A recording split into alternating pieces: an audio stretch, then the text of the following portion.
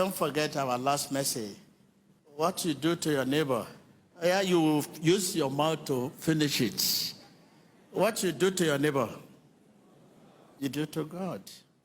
So what you are doing to us is not fear. You don't give us any breathing space. I was passing around 2 a.m., 3 a.m. in the morning, and I was seeing people hanging. Can you imagine the workers? Since yesterday, the worker in the house of God, they have not slept. They can't leave you on main road in the night and sleep. Since yesterday, you people were on the main road around 3 a.m., 2 a.m. That you do to your neighbor, that you do to God.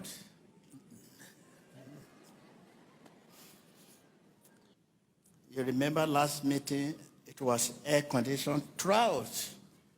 We put on from beginning to the end. And you know the cost of air condition. Let us reflect on our social life, the cost of running our air condition, generator, and the worker in the church today. We cannot begin bothering the stressed people. I mean, the sick one, the poor one, asking for financial support. Though it is scriptural. But the question remains, whom are we asking for support?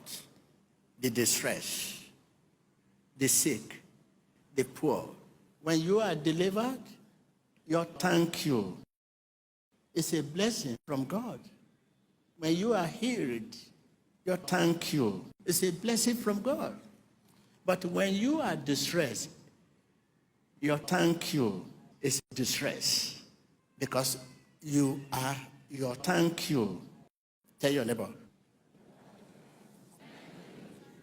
I can hear you. Because you cannot live above your word. I am my thank you. You are your thank you. That is why most gifts today is a curse, not a blessing. You say people will greet you, good morning, daddy. Most of good morning, daddy, good morning, sir, are a curse, not a blessing. Most offering we collect in the churches all over the world are a curse, not a blessing. I mean, I am my thank you. You are your what? Tell your neighbor. You are your what? Because you cannot live above your word. You are your thank you. I am my thank you. This is why most gifts you receive today are a curse, not a blessing. This is why most blessings you receive are a curse, not a blessing. This is why you have to be very careful. After the service, you see whom to collect offering from. How will you know the distress? How will you know the sick? How will you know the poor? After their deliverance, you will know them. You will know whom to collect blessing from. If you don't ask you offering this, that, not that we don't know, not that it's not scriptural, but it's scriptural. Whom are we asking for financial support? Whom? That is the question. So I want to leave you here. Thank you. Thank you. Rise up.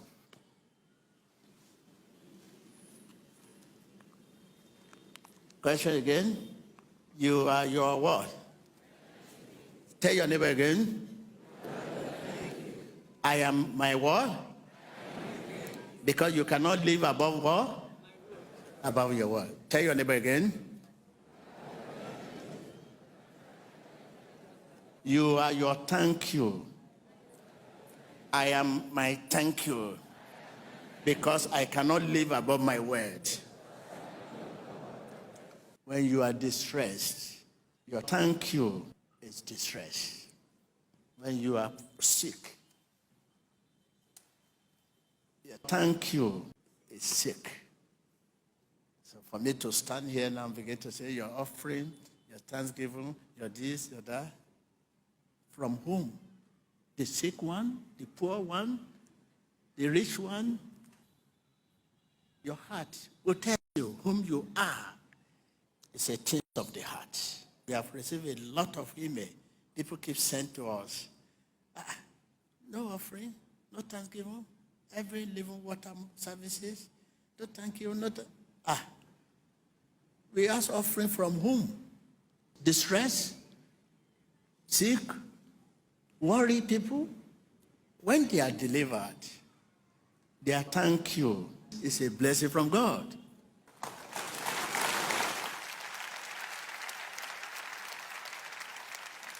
And they immediately ask you, who are you? What's the problem? You say you have cancer and you move to the mountain. By the time you get to the mountain, you get relief. Say, I'm free, I'm here, I'm here. Not that immediate, because that immediate, you cannot have anything. You're just happy, but by the time you get home, you begin to say, oh my God, I need to support the ministry. I need to support the ministry.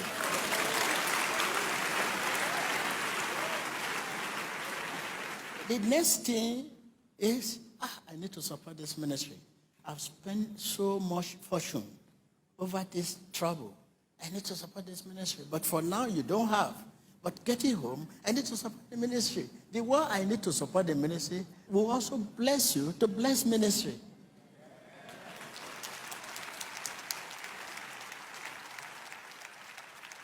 Take note again, if you don't ask you offering or thanksgiving or whatever, you're expecting us to ask as normal thing.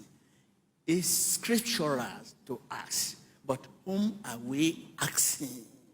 Is it distress? Poor one? You see many people, they look beautiful, big, handsome. If you go deep to their life, you will know they borrow money to be here today.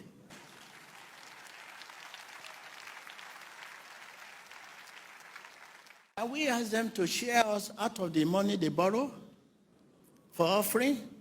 The money they borrow to be here, they should give part of it to the ministry. The appearance is deceptive. Tell your neighbor. I can hear you. Appearance is deceptive. See people with beautiful gown. You see them, the appearance is, oh my God. By the time you go deep, you know, many of what they put on are borrowed.